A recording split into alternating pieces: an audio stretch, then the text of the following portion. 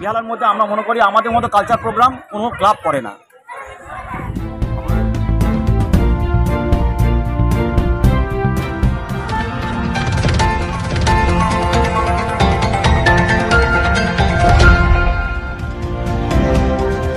বেহালায় আদর্শপল্লীর কাছে কবি গুরু সরণী যুব সম্মিলনীর উদ্যোগে 9 ফেব্রুয়ারি এক অঙ্কন প্রতিযোগিতা অনুষ্ঠিত হয়।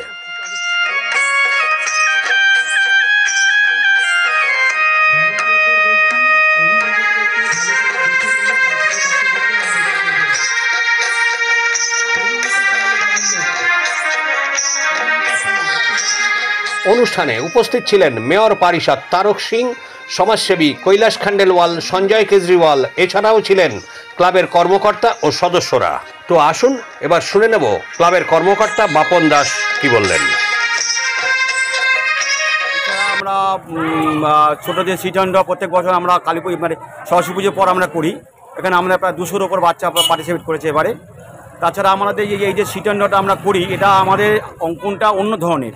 এখানে আমরা তুলে ধরি আমাদের ভারতবর্ষের যেসব চিত্রশিল্পী, তাদের কলাকৌশলী আমরা তুলে ধরি, তাদের চিত্রশিল্পীগুলো আমরা তুলে ধরি।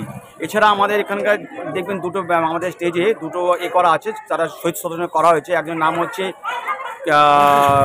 লাহিড়ী, আর একজন হচ্ছে কেজি, নামটা স্টেজে আছে। আমরা ওনাদের সম্মান জ্ঞাপন করেছি, আমাদের যারা যারা চিত্রশিল্পী তার সম্মান জ্ঞাপন করেছি। আমাদের মধ্যে উপস্থিত থাকবেন, এখন সকালে ছিলেন মাননীয় মেয়র পরিষদ তারক সিং মহাশয় ছিলেন আমাদের এখানে লালুদা, আর ছিলেন এখানে শ্রদ্ধার কর্ণধার সঞ্জয় কেজরিওয়াল। এছাড়া বিকালবেলা থাকবেন আমাদের যা প্রধান যেটা অতিথি থাকবেন উনি ডাক্তার দীপাশ্রী পাল, এবং থাকবেন আমাদের সেটির কর্ণধার কৈলাস খান্ডেলওয়াল। আপনাদের ক্লাবের নামটা কি? আমাদের ক্লাবের নাম কবিগুরু সরণী যুব সম্মেলনী বেহালা কবিগুরু সরণী যুব সম্মেলনী। এই অঙ্কন প্রতিযোগিতা কত বছর ধরে হচ্ছে? এটা আমাদের হচ্ছে প্রায় ধরুন 47 বছর মতো হচ্ছে।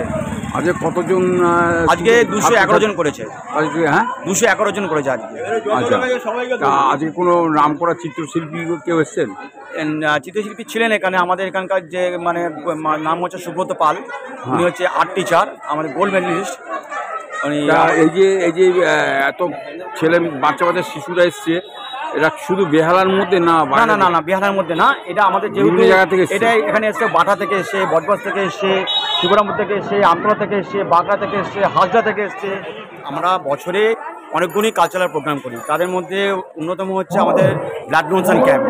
আমরা তাদের অন্যতম ব্লাড ডোনেশন ক্যাম্প প্রত্যেক বছর মে মাসে আমরা, যেটা সামার ভ্যাকেশনের জন্য আমরা ব্লাড ডোনেশন করি।